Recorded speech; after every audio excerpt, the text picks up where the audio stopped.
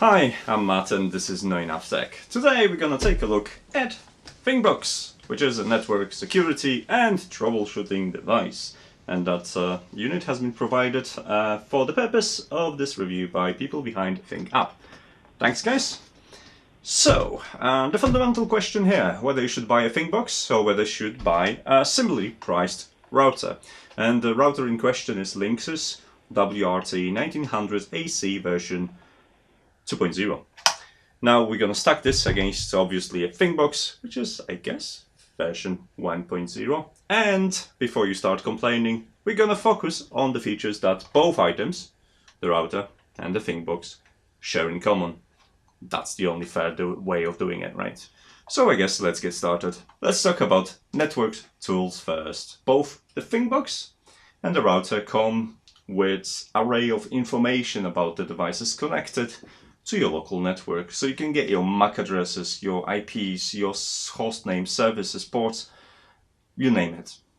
Where the Fingbox shines is the ability to provide you with a similar information about the devices within the Wi-Fi range, but not necessarily connected to your Wi-Fi network, which pretty much means you can spy on your neighbors.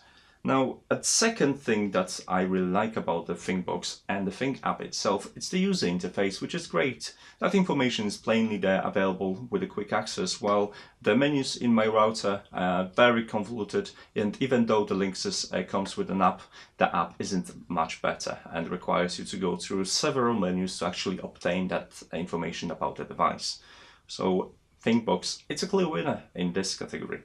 In addition to that, Fingbox comes with the special services, so you get your Wake Online service, which means you can wake up a device on the network, something that is not available through my router itself. Please bear in mind that to wake a device from outside of the local network, you have to specify the DNS name and open up a port. You can also perform the speed and the Wi-Fi test. So your average speed test, you just perform a speed test, you know how fast the broadband is.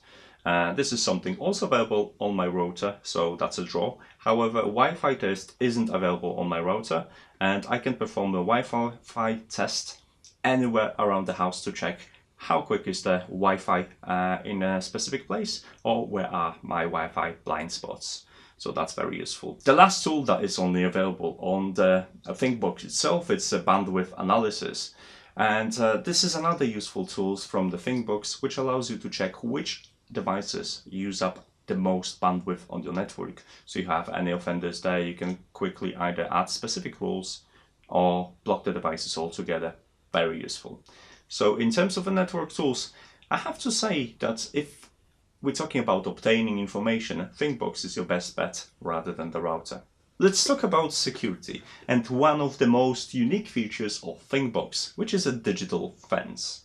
Digital fence allows you to get notifications or emails, if that's your thing, about the devices that are in vicinity of your Wi-Fi.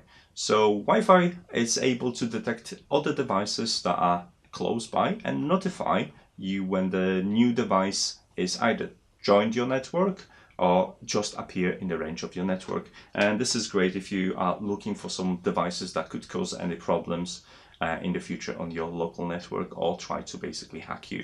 So you can set up notifications and rest assured that if any of these devices come even close, you'll get a nice notification telling you so. Another useful feature is device blocking, something that is available obviously on the router as well. And you can simply just cut off the internet, cut off the access to other devices and render the device useful. So it's great, and you can do it directly from the Fingbox. You don't have to log into the router itself. You can also pause the internet. The only difference is that the pause allows you to schedule reconnection, so you can pause the device for 2 hours. Good for punishing kids, I guess. And while still maintaining access to, let's say, a wireless printer. So that's the difference. And lastly, it's automated port scanning, which means Fingbox will notify you if you have any ports open and which ports pointing to which devices or what devices has requested certain ports to be available. As we're talking about the security, let's talk about the privacy of the Fingbox. To use it, you need an account. You need an account with the FingApp. This means some of the information will be shared with the Fing service. I've looked into a privacy policy and there was nothing that would raise my immediate suspicion about the information collected, because all the information collected is relevant to services provided by a ThingApp and Fingbox itself. So your ability to save the devices, rename the devices on the network, etc., etc.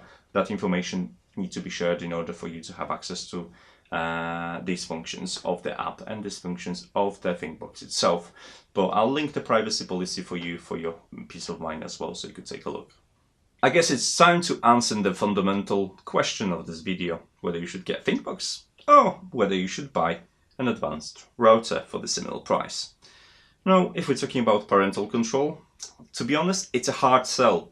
Mostly because all the security features that come with this box rely on this box being connected to the internet or to the power. The moment you disconnected it, you lose everything that you've set up. And that could be a hard sell, especially if you've got misbehaved kids, because they can simply disconnect this and bypass any security you've just set up while you're away. Yes, you do get a notification of this fact that your box went online and what time it went offline, sorry. However, well, the damage is done. Now, if you have more behaved kids, it might just kill the purpose of the parental control in the first place, because if they will listen to you and won't disconnect this device, they might just listen to you and respect your network ban. Now, when we're talking about the network tools, it's a clear winner for me, because the way you can access the information is so much quicker and so much easier than I don't even bother with the router settings anymore. Now, but when we're talking about the network security, it's a bit of a draw, because on the one hand, you do need a Fingbox if you want to increase the security awareness of your setup, but Fingbox aims to work with a router. So if you have a fairly decent router and you just want to get extra functionality and some logs and some notifications, then spending $129 currently on this box, it's a justifiable spend, in my opinion.